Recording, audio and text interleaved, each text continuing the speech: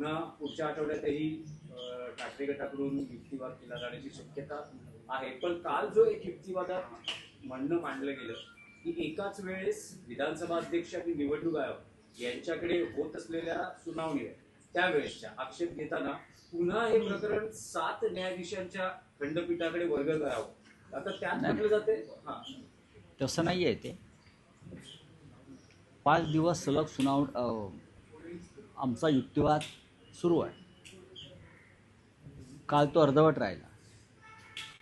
आता मंगळवारी पुन्हा कपिल सिब्बल आणि देवदत्त कामत हे एक शेवटचा दिवस आहे, युक्तिवाद करतील. सर्वोच्च न्यायालयानं आम्हाला जितका वेळ हवा आहे तेवढा दिलेला आहे. तुम्ही जो म्हणताय तो अपात्रतेचा वेगळा विषय. आता जो युक्तिवाद सुरू आहे तो युक्तिवाद पक्ष आणि चिन्ह या संदर्भात निवडणूक आयोगानं जे शेण खाल्लेलं आहे, जे आमचा पक्ष आणि चिन्ह अमित शहा आणि निवडणूक आयोग यांनी एकत्र येऊन पार्टनरशिपमध्ये शेकडो कोटी रुपयांना विकलं. आमचा पक्ष आणि चिन्ह विकलं मिंदे गटात. त्याचा आकडाही सगळ्यांना माहिती आहे. हे काही धर्मादाय काम नाही आहे. हे धार्मिक काम, धर्मादाय, हिंदुत्वाचं नाही. अमित शहा आणि निवडणूक आयोग या दोघांनी मिळून शेकडो कोटी रुपयाचा व्यवहार करून शिंदेबरोबर, इंद्यांबरोबर आमचा पक्ष, बाळासाहेब ठाकरेंचा हिंदू हृदय सम्राटांचा पक्ष आणि चिन्ह धनुष्यबाण हे मिंदेला विकलं. भ्रष्टाचार हा सगळ्यात मोठा. तर त्याच्यावर युक्तिवाद सुरू आहे की निवडणूक आयोगानं कसा भ्रष्टाचार केला, संविधानाची कशी हत्या केली, नियमांचं कसं उल्लंघन केलं, ह्याच्यावरती हा युक्तिवाद सुरू आहे. याच्यामध्ये पुन्हा अपात्रतेचा विषय आलेला.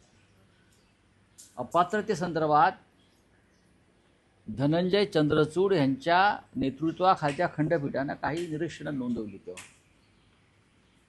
ते घटनापीठ होतं 7 जणांचं.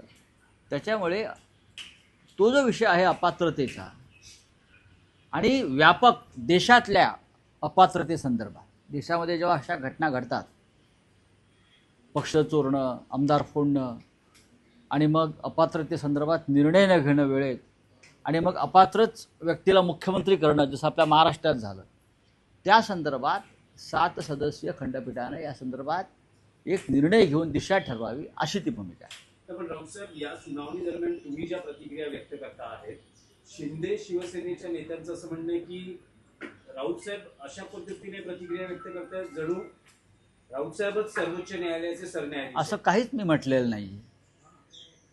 मी कधीही या भूमिकेतून मत व्यक्त केलं नाही. दिल्लीमध्ये सर्वोच्च न्यायालयाची सुनावणी संपल्यावर जेव्हा पत्रकार विचारतात की आज काय झालं, तेव्हा मी आतमध्ये घडलेल्या आमच्या भूमिकेविषयी सांगतो. न्यायालयानं केलेलं जे मत व्यक्त आहे केलेलं त्याच्यावर बोलतो. पण माझं एक वाक्य मात्र कायम असतं, निवडणूक आयोगानं शेण खाल्लं, आमचा पक्ष विकला, आमचं चिन्ह विकलं, त्या संदर्भात हा युक्तिवाद सुरू आहे. हे माझं मत कायम आहे. त्याच्यामध्ये मी कशाला सर्वोच्च न्यायालय, मला माहिती आहे तुमच्यापेक्षा जास्त कोर्टबाजी आम्ही पाहिलेली आहे. तुम्ही आत्ता कोर्टात जाताय हो. तुम्ही कधी साधे तुरुंगात गेला नाही, जेलमध्ये गेला नाहीत, आंदोलन केलं नाही, लाठी खाल्ली नाही. आम्हाला काय तुम्ही शिकवताय? पण राऊत साहेब, तुमच्याकडून जसे ज्येष्ठ विधिज्ञ कपिल सिब्बल आहेत, सलग 5 दिवस सुनावणी आणि त्यांनी जे युक्तिवादात मुद्दे मांडले आहेत, शक्यता अशी आहे किंवा पुढच्या काळात शिंदे शिवसेनेचे मांडू द्या ना, न्यायालय आहे, ज्येष्ठ विधिज्ञ असू द्या ना, असू द्या, न्यायालय आहे, दोन्ही बाजू ऐकल्या जातात, दोन्ही बाजू ऐकल्या जातात आणि त्या ऐकल्याशिवाय कोणतंही न्यायालय निर्णय घेत नाही. पण आमच्या प्रकरणामध्ये आमची बाजू ऐकली गेली नाही. निवडणूक आयोगात आधीच्या सुनावणीत हे आम्ही सांगतो आहोत. आणि जे वारंवार म्हणतोय निवडणूक आयोगाने शेण खाल्लं, निवडणूक आयोग विकला गेला आणि त्याने आमचा पक्ष आणि चिन्ह विकला, शेकडो कोटींना. हा व्यवहार मी वारंवार सांगितलेला आहे. त्याच्यामुळे त्यांना त्यांची बाजू मांडू द्या की आम्ही निवडणूक आयोगाला कसं शेण भरवलं, निवडणूक आयोगानं कसं शेण खाल्लं, आम्ही कोणाकोणाला विकत घेतलं, आम्ही गुवाहाटीला कसे गेलो, हे त्यांना सांगायला पाहिजे त्यांनी. आम्ही तेच सांगितलेलं आहे ना. एक जो आमदार अपात्र होणार आहे पक्षांतरानंतर अँटी डिफेक्शन लॉनुसार, त्या अपात्र ठरणाऱ्या व्यक्तीला तुम्ही राज्याचा मुख्यमंत्री केलं, हे देशाच्या घटनेच्या विरोधात, संविधानाविरोधात, 10th शेड्यूलच्या विरोधामध्ये आहे. इथेच शेण खाल्लेलं आहे सगळ्यांनी बसून, सामुदायिक. आणि त्याचे निर्माते अमित शहा जे आता पळतायत तोंड लपवून, फक्त काल पार्लमेंटला मुखदर्शन दिलं आणि निघून गेले. संसदेचं अधिवेशन पार पडलं, मात्र त्यात फलित काहीच निघालं नाही. कारण राहुल गांधी परराष्ट्र धोरणाविषयी बोलताना म्हणले की यांचं परराष्ट्र धोरण म्हणजे गळाभेट आहे. नाही, गळाभेट नाही बोलले, मिठ्या मारणं, जबरदस्तीच्या मिठ्या मारणं. काल राहुल गांधींनी, प्रात्यक्षिक केलं गेलं. काल राहुलजींनी त्याचं डेमॉन्स्ट्रेशन, तुम्ही म्हणता प्रेझेंटेशन, प्रात्यक्षिक, बरं का, अख्ख्या जगाने ते पाहिलं आणि देशाच्या प्रधानमंत्र्याची छिथू झाली. परराष्ट्र धोरण ही फार मोठी गोष्ट आहे भारतासारख्या देशासाठी. परराष्ट्र धोरण जे विदेश मंत्रालय आहे ते फार जागतिक स्तरावर देशाची प्रतिमा वाढवण्यासाठी, मजबूत करण्यासाठी काम करतं. प्रधानमंत्र्यांनी कुठल्याही देशात जाऊन बनावट मेडल्स घेणं किंवा पुरस्कार घेणं AIने बनवलेले, त्यासाठी नाही, किंवा मिठ्या मारणं, घट्ट मिठ्या मारणं आणि त्या समोरच्या राष्ट्रपतीचा श्वास गुदमरणं त्या मिठीमुळे, याला परराष्ट्र धोरण म्हणत नाही. 2 राष्ट्रपतींचा श्वास गुदमरल्यात, मला माहीत नाही. नाही, पण राऊत साहेब, त्यामध्ये इटलीच्या प्राईम मिनिस्टर मेलोनी यांचा उल्लेख झाला. मग त्यात काय झालं? त्यावर आक्षेप घेतलाय भाजपने की अशा पद्धतीने पंतप्रधानांची प्रतिमा डागाळणं हे योग्य नाही आणि आंतरराष्ट्रीय देशाचे प्रधानमंत्र्यांनी, अयोग्य मेसेज जातो. देशाच्या प्रधानमंत्र्यांनी या देशाच्या संविधानाची प्रतिमा डागाळली. त्याचं काय? ज्या पद्धतीने डिलिमिटेशन बिल मंजूर होण्यासाठी आजही वेगळ्या वेगळ्या पक्षाच्या खासदारांना फोडण्याचे प्रयत्न सुरू आहेत, हे सुद्धा संविधान गुदमरण्यासारखंच आहे ना, डागाळण्यासारखंच आहे ना. शिवसेना फोडणं, तृणमूल फोडणं, राष्ट्रवादी काँग्रेस फोडणं, हे काय प्रधानमंत्र्याचं आणि अमित शहाचं काम आहे का, गृहमंत्र्याचं? काश्मीरला हल्ले होत आहेत, मणिपूर पेटलेला आहे, देशामध्ये अस्वस्थता आहे, तरुण वर्ग चिडलेला आहे, बेरोजगारी वाढली आहे, महागाई वाढली आहे, रुपया घसरतो आहे, देशाची पत जागतिक स्तरावर घसरते आहे. याच्यावरती प्रधानमंत्र्यांना टेलिप्रॉम्प्टरशिवाय बोलता येईल का? या दोघांना भविष्यात म्हणजे 2029च्या आधी जावं लागेल, अशी या प्रकारची परिस्थिती जागतिक स्तरावर सुद्धा आहे आणि आपल्या देशात सुद्धा आहे. मोदी आणि शहा जातील. ते म्हणतात की झोपू देणार नाही. राहुल गांधी म्हणतात की झोपू नाही, ते आता झोपतच नाही आहेत ना. ते आता तरी कुठे झोपत आहेत? चेहरे बघा दोघांचे, काळे ठिक्कर पडलेत. 20 दिवसांनी ते काल पार्लमेंटला लोकलज्जस्तेवाले वंदे मातरम जेव्हा आपण गातो संपताना, तेव्हा यावंच लागतं. तेव्हा ते खाली मान घालून आले त्या क्षणाला 3 मिनिटासाठी आणि ताबडतोब खाली मान घालून गेले. 56 इंच वगैरे काही नव्हतं. मैं हूँ, संपलं तो विषय. आता दिल्ली खाली करण्याची वेळ आलेली आहे. पण राऊतसाहेब, 19 दिवसाच्या कालावधीमध्ये संसदेमध्ये काही काम झालं नाही. संसदेमध्ये फक्त विरोधी पक्षांनी गोंधळ घातला. कुठे गोंधळ घातला? फक्त काय अमित शहाचा राजीनामा हा एकमेव अजेंडा होता. भ्रष्ट आणि क्रूर तानाशहाचा राजीनामा मागण्यासाठी जर गोंधळ घालावा लागला तर ते लोकशाहीसाठी गोंधळ हा घालावा लागतो. आणि अशा प्रकारचा गोंधळ घालण्याची परंपरा, त्या परंपरेला मान्यता अरुण जेटली आणि सुषमा स्वराज यांनी दिलेली आहे. लोकशाहीतलं मोठं हत्यार आहे ते. जेव्हा एक देशाचा सैतानी गृहमंत्री मुलांवर पॅलेट गन चालवतो, टिअर गॅस चालवतो, दादागिरी करतो, पक्ष फोडतो, माणसं विकत घेतो, अशा अमित शहांचा राजीनामा मागण्यासाठी जर आम्हाला संसदेमध्ये आवाज उठवावा लागला, त्याला गोंधळ म्हणता येणार नाही. ती लोकशाही संरक्षणाची कवचकुंडल आहे. राज्याच्या राजकारणातला विषय होता, केंद्रीय राजकारणात बोला. राज्याच्या राजकारणातला विषय होता की चाकणमध्ये अपुऱ्या सुविधांमुळे जवळपास अनेक कंपन्यांनी तिथून MIDC असेल आणि आसपासच्या त्या सगळ्या संकुलातील अनेक कंपन्यांनी तिथून जाण्याचा निर्णय घेतला. त्यामुळे उद्योगमंत्र्यांनी तातडीनं एक निवेदन जारी केलं की ते या प्रकरणी एक बैठक बोलावतील. पण आज शरद पवारांची या विषयावर एक फेसबुक पोस्ट आहे की पायाभूत सुविधांच्या अभावामुळे उद्योगांचं स्थलांतर हे भूषणावह नाही आणि त्याबद्दल पवारांनी चिंता व्यक्त केली. सगळ्यात जास्त भ्रष्टाचार 5 टॉप ज्या मिनिस्ट्रीज आहेत महाराष्ट्रात त्याच्यामध्ये उद्योग खातं आहे. उद्योगमंत्र्यांनी कोणता नवीन उद्योग या महाराष्ट्रामध्ये आणला? 5,500 उद्योग महाराष्ट्राच्या बाहेर गेले किंवा बंद पडले, त्यासाठी काय केलं? याचा लेखाजोखा कधी दिला आहे का?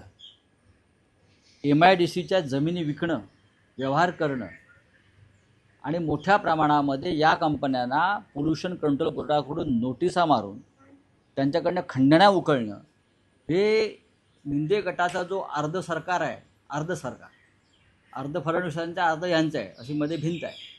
या अर्ध्या सरकारकडून याच खंडणीबाजीची कामं चालू आहेत.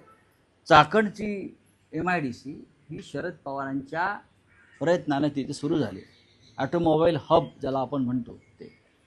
अनेक जागतिक स्तरावरच्या मोटार कंपन्या तिथे आल्या, लाखोंच्या प्रमाणात रोजगार मिळाला, व्यवसाय वाढला तिथे. आणि आज तिथे कोणत्याही पायाभूत सुविधांच्या अभावी जर कंपन्या बंद पडत असतील, निघून जात असतील, त्याची जबाबदारी सगळ्यात आधी आहे या राज्याच्या मुख्यमंत्र्यांची.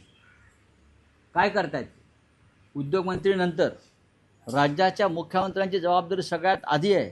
ते मोठ्या मोठ्या गोष्टी करतात ना, इन्व्हेस्टमेंट आली, गुंतवणूक आली, अमुक आली, प्रगतीपथावर आहोत. गडचिरोलीसारख्या ठिकाणी खाण मालकांनी, खाण उद्योजकांनी जो उच्छाद मांडलेला आहे तो सुद्धा उद्योग खात्याच्या किंवा मुख्यमंत्र्यांच्याच आधिपत्याखाली येतो. 1,500 लोक तिथे ठार झालेले आहेत खाण उद्योगांच्या ट्रकखाली किंवा वाहनाखाली. काय करतात मुख्यमंत्री? पावसाळ्यात महिला वसतिगृहामध्ये बऱ्याचशा सुविधा या अपुऱ्या आहेत. पाणी नसल्यामुळे शौचालयाला जाता येत नाही, अशा प्रकारची सुविधा आहे. मंत्रालयाच्या अगदी बाजूला असलेल्या चर्चगेट येथे ही वसतिगृह. सामाजिक न्याय विभाग काय करतो? तो सामाजिक सोशल जस्टिस मिनिस्ट्रीच्या अंडर येतं ना ते. म्हणजे ही सगळी खाती जी आहेत भ्रष्टाचाराने बरबटलेली, ही डेप्युटी CM मिंध्यांच्या नेतृत्वाखाली आहेत. म्हणजे हे जे अर्ध सरकार जे आहे मिंध्यांचं, त्यांचीच आहेत ना. उद्योग खातं, सोशल जस्टिस असेल, नगरविकास असेल, रस्ते असतील, हे अर्ध सरकार बरखास्त केलं पाहिजे. अर्धवट सरकार आहे, बरखास्त केलं पाहिजे. रावसाहेब, शिंदे शिवसेनेतले एक मंत्री आहेत गुलाबराव पाटील, त्या जळगावमधील एका कार्यक्रमात असं म्हणाले की मी जर मुळा राहिलो असतो तर आतापर्यंत भाजपने मला खाऊन टाकलं असतं. हां, मग अप्रत्यक्षरित्या गिरीश महाजनांकडेच त्यांचा रोख आहे. मला माहिती. सर, राहुल गांधी ने कहा है कि बीजेपी का RSS जोकर है सर. हाँ, BJP तो जोकर है ही. और 2 बड़े जोकर बड़े पद पर बैठे हैं ना. और वो कैसे जोकर है, किस लेवल के जोकर है, ये जंतर मंतर पर बच्चों ने दिखाया है. आपने देखा होगा देश को क्या मिला. मोदी जी के और अमित शाह के लीडरशिप पे जो सरकार चल रही है, बताइए देश को क्या मिला. धार्मिक उन्माद मिला है.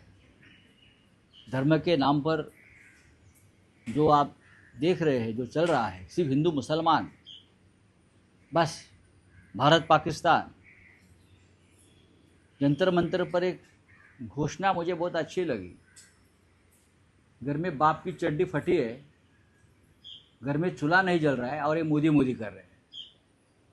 घर में बाप की चड्डी फटी है, फटी हुई चड्डी है बाप की, घर में चूल्हा नहीं जल रहा है और मोदी मोदी नारे दे रहे हैं बच्चे. ये स्थिति है देश की.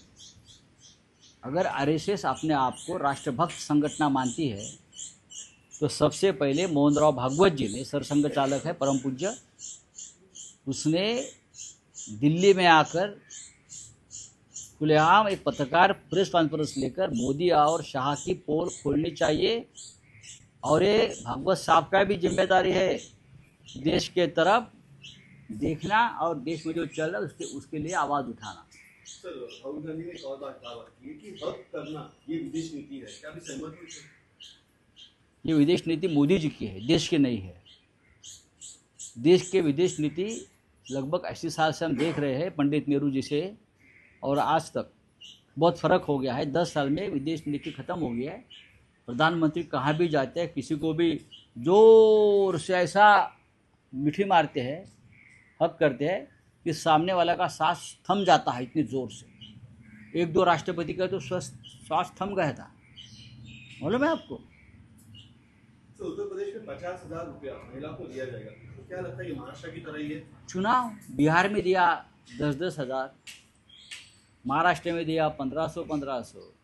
अब बिहार में 1 वोट की कीमत है 50,000। भाव बढ़ गया, भाव बढ़ गया। मोदी और अमित शाह की तो यही तो रीत है, 50-50। अब और कहाँ चुनाव होगा तो 1-1 लाख रुपया दे देंगे। चलिए, थैंक यू।